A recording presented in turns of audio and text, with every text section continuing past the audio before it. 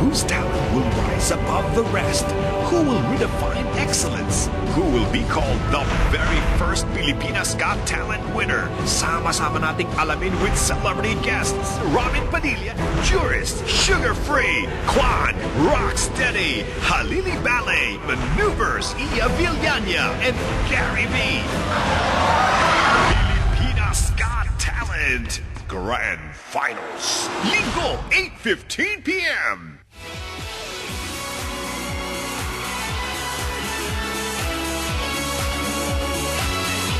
Araneta Coliseum, Pilipinas, malaya tayo. Malaya tayong sumigaw! Yun! Dahil syempre, ito na ang huling performance night para sa Pilipinas Got Talent Season 1. That's right. Kahit di tayo magkakamag-anak, ay magkakapamilya naman tayo, That's di ba, right. Luluboy? At ang last grand finalist natin, magkakamag-anak di lang sa dugo, pati sa talent yan. Proud to be Negrense sila at ngayon Negros Occidental is so proud of them.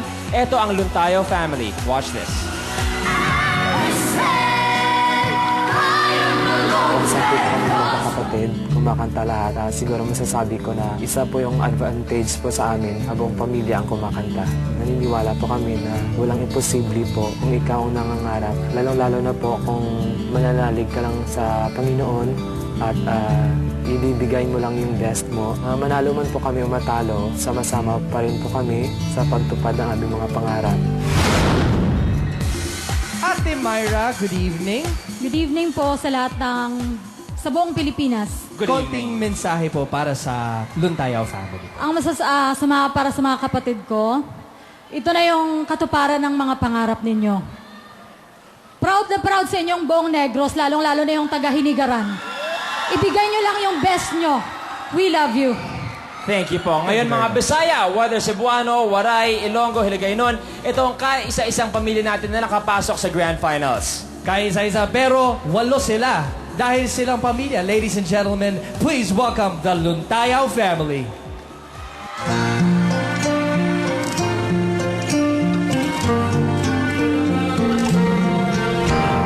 This is my quest to follow the sun.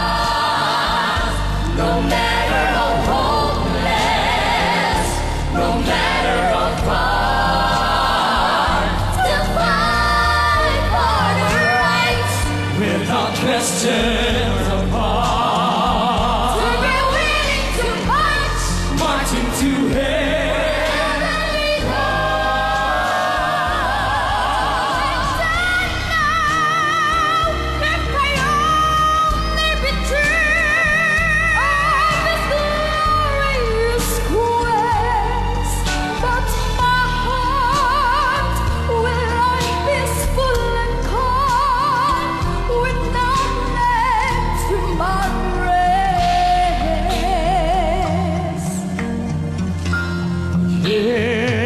The world will be better for this.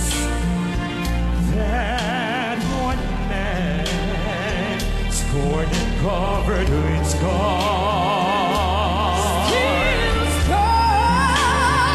Will be the last of the 내가 빛을 봐, 내가 빛을 봐, 내가 빛을 봤어.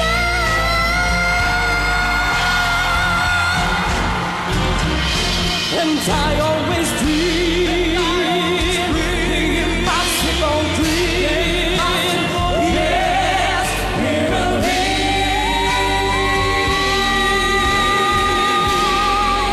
내가 빛을 봐,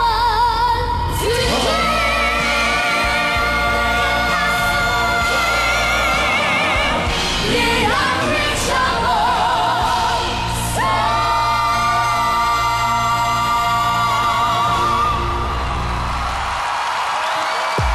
Luntayaw family. Good job, Luntayo family. Ibang klase talaga. Take a bow muna para sa inyo. Thank you very much, Yun. Luntayo family. Now, tatanungin ko muna kayo, wala na ba ibang member ng Luntayo family na ganyan din kagaling ang ang talent? 10 po kami magkakapatid, lahat po magaling, lahat kumanta, lalong-lalo na po yung mga pamangkin namin. Lahat po ng mga anak ng kapatid namin marunong kumanta po. For example, si ate kanina, bakit hindi siya kasama sa grupo? Kasi po nandito po siya sa Cavite, malayo po siya. Hindi po siya nagpakonta. Okay, now, tanungin natin ang opinion ng mga judges. Anong name ni Maliit? Child po. Si Charl. Charl, ilan taong ka nga? 7.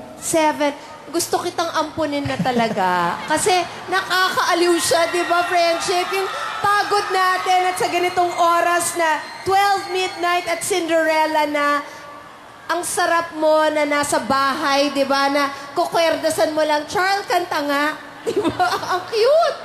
Oh, ano, friendship, kain ka ng candy. Oo nga, nagugutom na ako. Pero alam mo, Charles, natatawa ako kasi lahat yung dating koryo mo, pag bumababa ka, lahat sila nakagano na rin, nakababa na rin. Sinusundan ka nila.